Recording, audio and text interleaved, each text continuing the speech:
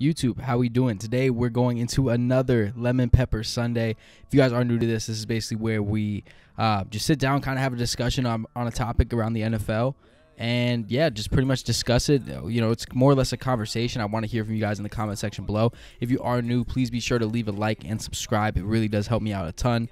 Go ahead and check out those links in the description, as you'll be able to follow me on Twitter, Instagram, and also use code Sormani on Underdog, SORMANI. They'll match your first deposit up to $100 as well.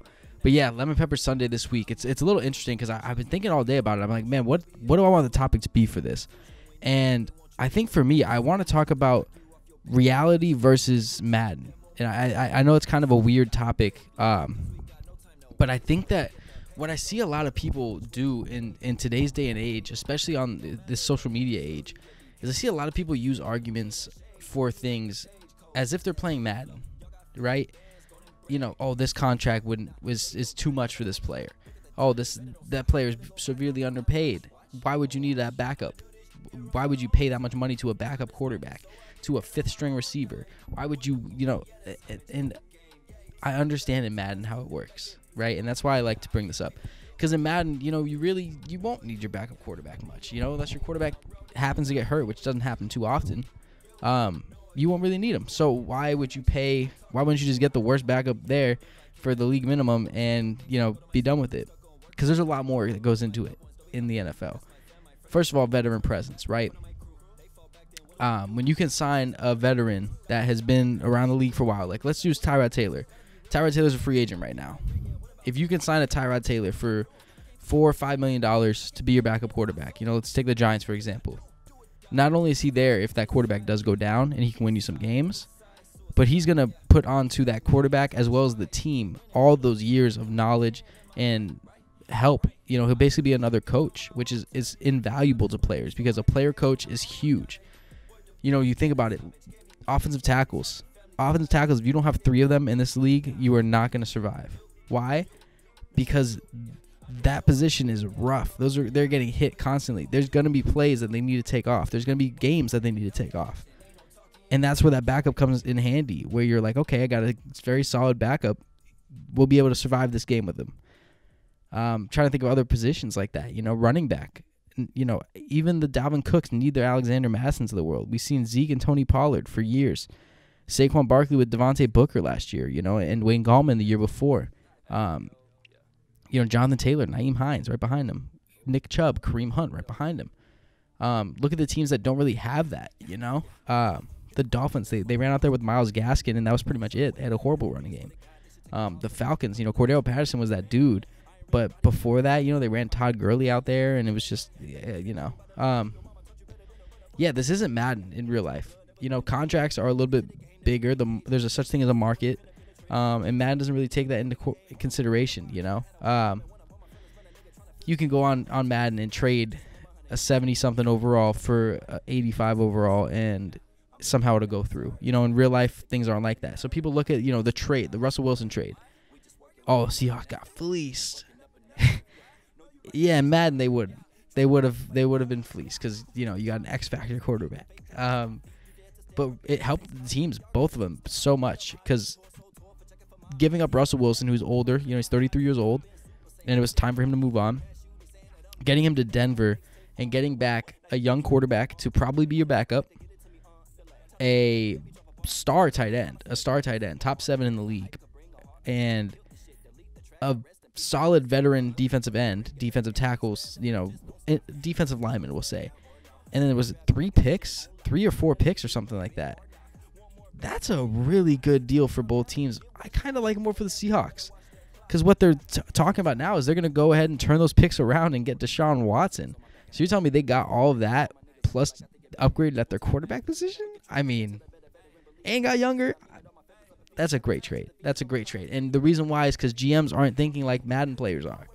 They're not thinking of this is a one deal. This one deal is going to move on to another deal, which is going to move on to another deal. And we have a set plan in place. And that's what's so different about real life compared to it. We see, quarterbacks right now. People are like, oh, like Carson Wentz. When Carson Wentz got traded, wow. Washington's paying all of Carson Wentz's contract. That's $23 million this year. Yeah, that's a pretty good deal for Carson Wentz. The quarterback market, I don't know if you've seen it, but the top of the top are getting paid $45+ million. I mean, Aaron Rodgers got $50 million a year. So you're telling me I can get a starting caliber quarterback who has had an MVP season before, and I can get him for a little over $20 million? That's perfect for me. Especially a team like the Commanders, where their defense is their star. You know, they just need a quarterback to maintain and manage.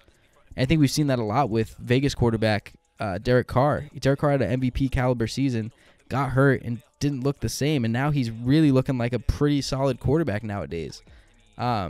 Yes, there are bad contracts. You know, Matt Ryan's due to make right behind Aaron Rodgers the most money in the league this year.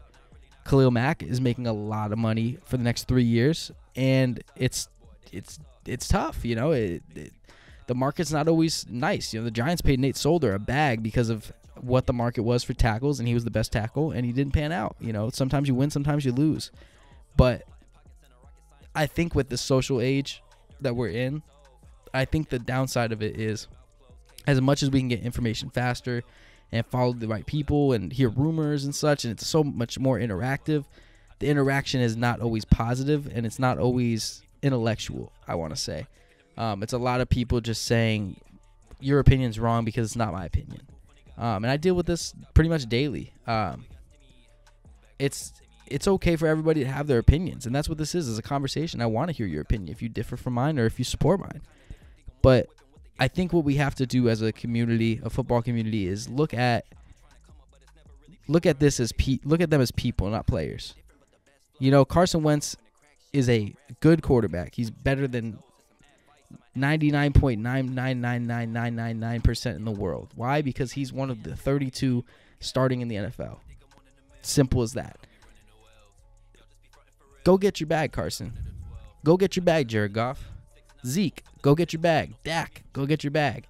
DeMarcus Lawrence, Cooper, all of them. The whole Cowboys team. Get your bag. It's just, why are we see this a lot in basketball, and I'm not going to get into basketball, but like with John Wall and, oh man, who's the other one? Westbrook right now. They get a lot of hate because of their contracts. It's like, how are you going to hate on somebody who earned that contract? You know, they did that. They did enough for that contract. The team signed the paper just like they did. Why are we acting like this player? Why are we giving this player hate because he's making as much money as he is and yet not performing to that amount? And I understand the value of the contract and such, but the team believed in that contract as much as the player did because they both signed it. That's the problem. The fact that we're trying to take personal jabs at players for the amount of money that they're making and saying that they're washed because they're not worth their contract. There's a difference between overpaid and overrated, and it's a huge difference, and it too often does it get tangled together.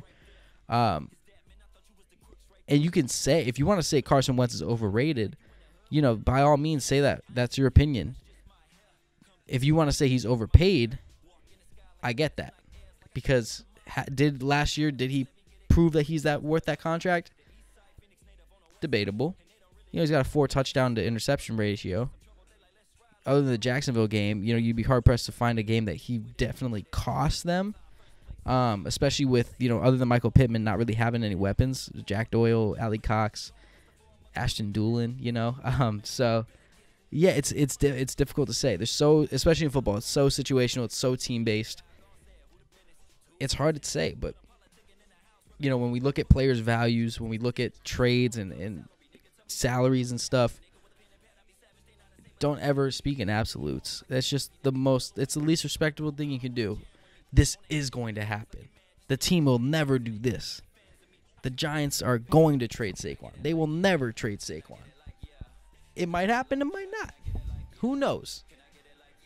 But the problem is guaranteeing things, because then with the internet, it's forever. And we all know this. We know the internet's forever. But a lot of people on social media now are just faceless names, and they're okay with that.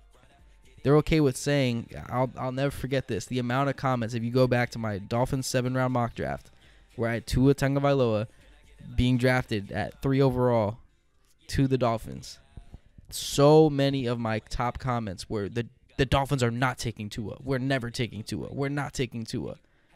And then the draft came around and they took Tua.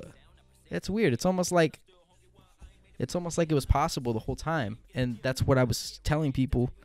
And it's not a me being right, wrong situation. I've been wrong more than enough times. But the fact that people speak in absolutes like that, it's hard to, it's hard to say guarantee things unless you're in the war room. I respect you if you're in the war room, but everyone's just got an opinion, and I want to hear yours as much as you want to hear mine. And I'm really down to just conversate about this, because I really do think something as a community that we have the power to change is just how we value and how we treat players in this social age, and honestly how they treat us too. I think it's a bad relationship that we have right now. Understanding that players work their ass off to get to where they are, and they deserve a little bit more respect for that. But yeah, just being able to differentiate, how you would get a trade done in Madden versus how you get a trade done in real life. In Madden, you never want to draft older players. You never want to have those 30-year-olds on your team. In real life, those are some of the most valuable. So let me know what you guys think about this. I know this was more of a ramble. Kind of switched topics a bunch, but I really do love this Lemon Pepper Sunday idea. And even if this never takes off, I still think I'm going to do it every week. It's kind of fun. But let me know what you think about it in the comment section below. Of course, use code Sormani, SORMANI, on UnderdogFantasy.com or the mobile app. It's a sleek mobile app. Be able to place all your NFL bets, fantasy bets there. You can start up in drafts right now. I have some that I'm doing. NFL ones are just awesome. So make sure you go join some football dynasty leagues. Not dynasty leagues, football startups. They're all best ball. You'll never have to set up the lineup. And, of course, just keep enjoying football. That's really it. Let's just enjoy football. If you guys did enjoy, please leave a like. If you didn't, refresh the page. And let me know what you think about it the second time. But without further ado, that's going to be for me. And I'll see you guys in the next one. How you talking 50K? How you talking making plays or just talking? Yeah. I do this here on my own time. Time is money, so I did it on my own dime. Word to Bookie, yeah, this homage gave me game. Yeah, he taught me family ties. Quick to back there, above me. Nah, I can't wait for you.